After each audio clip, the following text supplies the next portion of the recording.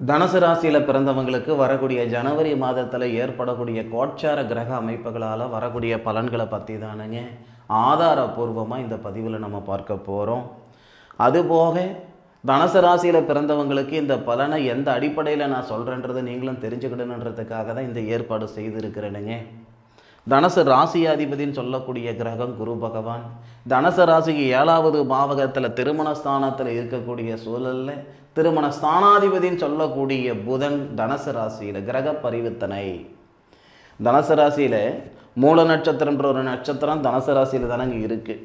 அப்போ மூல நட்சத்திரத்தில் பிறந்துட்டேனுங்க விவாகம் அதாவது திருமணத்தில் ரொம்ப தாமதமாக இருக்குங்க.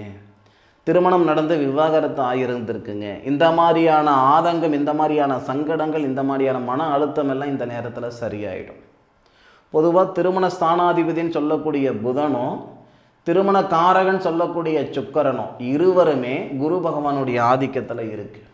இந்த 2026வது வருடத்துடைய முதல் மாதமான ஜனவரி மாதமே தனுசு ராசியில் பிறந்தவங்களுக்கு மிகப்பெரிய மாற்றங்களை தரும்.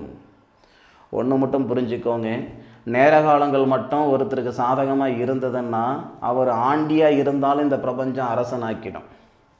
இன்றைக்கி சம்பாதிச்சவங்களோ சாதித்தவங்களோ பெரிய நிறுவனத்தில் இருக்கக்கூடிய நிறுவனத்தாரோ எல்லாருக்குமே இந்த பிரபஞ்சம் ஒரு சந்தர்ப்பம் கொடுத்ததுனால தான் அவங்களால சாதிக்க முடிஞ்சது.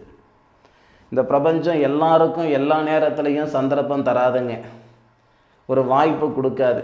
ஆனால் ஏதோ ஒரு தருணத்தில் ஏதோ ஒரு நேரத்தில் ஒரு வாய்ப்பு கொடுத்தாகணும் இல்லை. தனுசு ராசியில் பிறந்தவங்களுக்கு இந்த பிரபஞ்சம் கொடுக்கக்கூடிய வாய்ப்பு ஒரு சந்தர்ப்பம், பயன்படுத்திக்கோங்க. முதல்ல திருமணத்தில் இருக்கக்கூடிய தடைகள் முழுமையாக இந்த நேரத்தில் சரியாகும். 12ஆம் தேதிக்குள்ளாரதானுங்க. வருஷம் ஃபுல்லாக இந்த மாதிரியான சூழல் இருக்கா அப்படி சொல்லிட முடியாது. ஜனவரி மாதம் 1ஆம் தேதியிலிருந்து ஜனவரி மாதம் 12ஆம் தேதிக்குள்ளார மன வாழ்க்கையில் இருக்கக்கூடிய சங்கடங்களை சரி செஞ்சுக்கிடலாம். பிரிஞ்சு போனவங்க ஒன்று சேர்றதுக்கான சந்தர்ப்பம். 10 வருஷமாக வரனே பார்த்துக்கிட்டு இருக்கிறேனுங்க, 6 வருஷமாக வரனே பார்த்துக்கிட்டு இருக்கிறேனுங்க. நான் பார்த்துட்டு வந்த பொண்ணுக்கு தான் கல்யாணம் நடந்தது, என்னை பார்த்துட்டு போன மாப்பிள்ளைக்கு தான் கல்யாணம் நடந்ததுன்ற ஆதங்கத்தில் இருக்கக்கூடிய தனுசு ராசியில் பிறந்தவங்களுக்கு 12ஆம் தேதிக்குள்ளார மன வாழ்க்கையில் இருக்கிற சங்கடங்கள் முழுமையாக சரியாகிறதுக்கான ஒரு சந்தர்ப்பம்.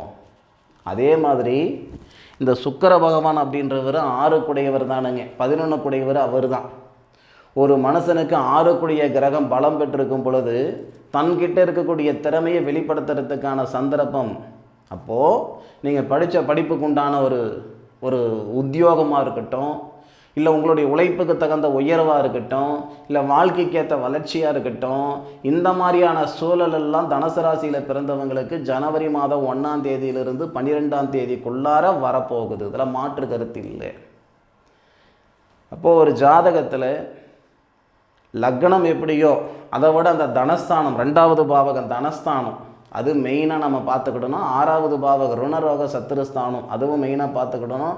அதன் பிறகு பார்த்திங்கன்னா 10 2 6 10ன்னு சொல்லுவாங்க. அப்போது உங்களுக்கு அந்த 6வது பாவகத்துக்கு அதிபதினு சொல்லக்கூடிய கிரகம் யார்? சுக்கிரன் உங்கள் ராசியில் வந்துடுறாரு.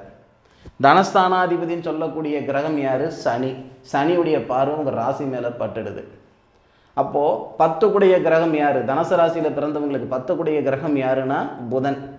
இந்த தனஸ்தானாதிபதினு சொல்லக்கூடிய சனி புதனுடைய வீட்டையும் பார்க்கிறாரு. புதன் உங்கள் ராசியில் வரும் பொழுது 10வது பார்வையை உங்கள் ராசியை பார்க்கிறார். அப்போது நல்லா யோசனை பண்ணி பாருங்கள்.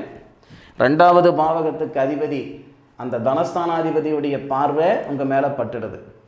6 குடைய கிரகம் சுக்கிரன் அவர் உங்கள் ராசியிலேயே இருந்துடுறாரு. 10 குடைய கிரகம் தொழில் ஸ்தானாதிபதி உங்கள் ராசிக்கே வந்துடுறாரு. அப்போ தனகாரகன் சொல்லக்கூடிய குரு தானே தனகாரகன். அப்போ அந்த குரு இந்த 4 கிரகங்களையும் புத்திரஸ்தானாதிபதினு சொல்லக்கூடிய செவ்வாவை புத்திரகாரன் சொல்லக்கூடிய குரு பார்க்கிறாரு. தொழில் ஸ்தானாதிபதினு சொல்லக்கூடிய புதனை தொழிலுக்காரகன் சொல்லக்கூடிய சனி பார்க்கிறார். தன்னுடைய வீட்டையும் பார்க்கிறாரு, அதாவது தொழில் ஸ்தானத்தையும் பார்க்கிறாரு, தொழில்காரகன் சொல்லக்கூடிய புதனையும் பார்க்கிறாரு.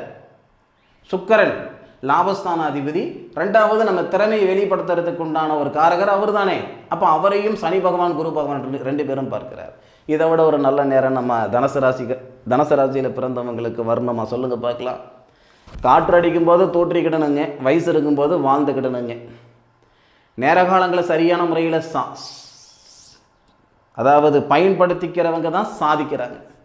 சம்பாதிக்கிறதுன்றது எல்லாரும் எல்லா நேரத்துலையும் செய்யக்கூடிய ஒரு விஷயம் தானுங்க, அது ஒன்றும் பெரிய விஷயம் இல்லையே. ஆனால் சாதிக்கிறவங்க அப்படி கிடையாது. ஒரு சிலர் சம்பாதிச்சு மறைஞ்சவங்களும் இருக்காங்க, சாதிச்சு மறைஞ்சவங்களும் இருக்காங்க. இந்த பிரபஞ்சம் இந்த நம்ம ஆட்கள் சம்பாதிச்சவங்கள மறந்துடுவாங்க. ஆனால் சாதிச்சு மறைஞ்சு போனவங்க இன்னும் வாழ்ந்துக்கிட்டு தான் இருக்காங்க. இது உங்களுக்கான நேர காலங்களுங்க. உங்கள் வம்சத்தில் யாரும் வாழாத வாழ்க்கை நீங்கள் வாழ்ந்துக்கிடணுன்ற எண்ணம் உங்களுக்கு இருக்கா? இந்த நேரத்தை பயன்படுத்திக்கோங்க. ஜனவரி மாதம் 1ஆம் தேதியிலிருந்து 12ஆம் தேதி வரை வாழ்க்கையில் இருக்கக்கூடிய சங்கடங்களை சரிப்படுத்திக்கலாம். இது ஃபஸ்ட்டு. ஜனவரி மாதம் 15ஆம் தேதி வரைக்கும் வாழ்வாதாரத்தில் இருக்கக்கூடிய சங்கடங்களை சரிப்படுத்திக்கலாம். இந்த பிரபஞ்சம் ஜனவரி மாதத்தில் வாழ்க்கையிலையும் நிம்மதி சந்தோஷம் கொடுக்கறதுக்கான நேரத்தை கொடுக்குதுங்க. வாழ்வாதாரத்திலையும் நிம்மதி சந்தோஷம் ஏற்படுத்திக்கிறதுக்கான நேர காலங்கள் தருது.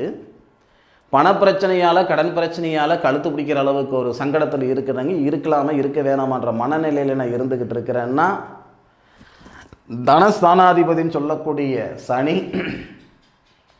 புரட்டாதி நட்சத்திரம், அதாவது குபேரர் அவதரித்த நட்சத்திரம்னு சொல்லுவாங்க. புரட்டாதி நட்சத்திரத்தை குரு பகவானுடைய நட்சத்திரம். அந்த சனி பகவான் என்ன செய்கிறாருன்னா, 3வது பார்வையாக உங்கள் ராசிக்கு 6வது பாவகத்தை பார்க்கிறார். முதல்ல தனஸ்தானாதிபதினு சொல்லக்கூடிய ஒரு கிரகம் ருணரோக சத்துருஸ்தானத்தை பார்க்கிறாரு, சத்துருஸ்தானாதிபதியும் பார்க்கிறார். அப்போது போகாத இடத்துக்கு போகணுன்ற பேர் வந்தது, செய்யாத தப்புக்கு செஞ்சன்ற பேர் வந்தது, பாவம் ஒரு பக்கம் பழி ஒரு பக்கம் ஆயிடுச்சு. அந்த சங்கடங்களெல்லாம் இந்த நேரத்தில் சரியாயிடும்.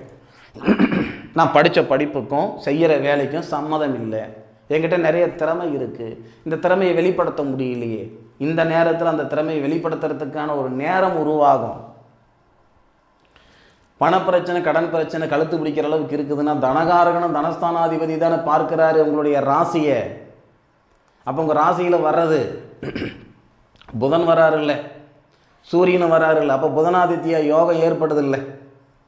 அப்போது புதனாதித்ய யோகம் உங்கள் ராசியிலேயே சூரியனாக இருக்கட்டும், புதனாக இருக்கட்டும், செவ்வாவாக இருக்கட்டும், இந்த எல்லா கிரகங்களும் புராடம் நட்சத்திரம்னு சொல்லக்கூடிய லாபஸ்தானாதிபதியுடைய சாரத்தில் இருக்காங்க. இது எல்லாமே நமக்கு ரொம்ப ஏற்றத்தை கொடுக்கும், ஒரு வாய்ப்புகளை கொடுக்கும். தனுசு ராசியில் பிறந்த நீங்கள் சாதிச்சு உட்கார்றதுக்குண்டான ஒரு நேரம் 2026. இந்த 2026 ஜனவரி மாதத்திலேயே மிகப்பெரிய மாற்றங்கள் வரும். காய்க்கிற மரம் தான் கல்லடிப்படும், அது மட்டும் மனசில் நினச்சிக்கோங்க. அலற குழந்தைக்கு தான் பால் கிடைக்கும். ஏதோ வந்தது போச்சு அப்படின்ற ஏதோ ஒரு மாதிரி இருந்தோம்னா இப்போ இல்லை, இதுக்கு மேற்கொண்டு கூட நீங்கள் மேலுக்கு வர முடியாது. இல்லை, இது நமக்கான நேர காலங்கள் தான், நம்மளால் சாதிக்க முடியும் அப்படின்ற முயற்சி செய்தால் மட்டும்தான் இந்த கிரக அமைப்புகள் உங்களை மேலே கொண்டு போகும். ஒரு மைதானத்தில் 10 பேர் ஓட்டப்பந்தயத்தில் ஓடுறாங்க அப்படின்னா 10 பேருடைய மனசுலையும் நான் தான் முன்னுக்கு வரணுன்ற எண்ணத்தில் போவாங்க. ஆனாலும் அதில் ஒருத்தர் தான் முதல்ல வராங்க. முயற்சின்றது எல்லாரும் எல்லா நேரத்திலையும் செய்யக்கூடிய விஷயந்தானே. ஆனால் இந்த பிரபஞ்சத்துடைய அனுகிரகங்கள் இருக்கிறவங்க தான் சாதிப்பாங்க. அதை நல்லா புரிஞ்சுக்கோங்க. இது சாதிக்கிறதுக்குண்டான நேரம். நீங்கள் எந்த துறையில் இருந்தாலும் சரி, நான் சினிமா துறையில் இருக்கிறேன், வியாபாரத்துறையில் இருக்கிறேன், சுயத்தொழில் ஐயா நீங்கள் என்னவானாலும் இருங்க. ஆனால் உங்களுடைய திறமையை வெளிப்படுத்துறதுக்கு உண்டான நேரம், உங்களுடைய தகுதியை அதிகப்படுத்திக்கிறதுக்கு உண்டான நேரம் இந்த நேரம். இதை சரியான முறையில் பயன்படுத்திக்கோங்க. இந்த பதிவு தனுசு ராசியில் பிறந்தவங்களுக்கு பயனுள்ள பதிவாக இருக்கும் நான் மனசார நம்புகிறேன்.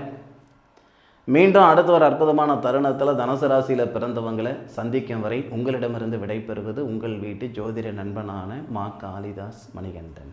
திருச்சிற்றம்பலம். வாழ்க வையகம், வாழ்க வளமுடன்.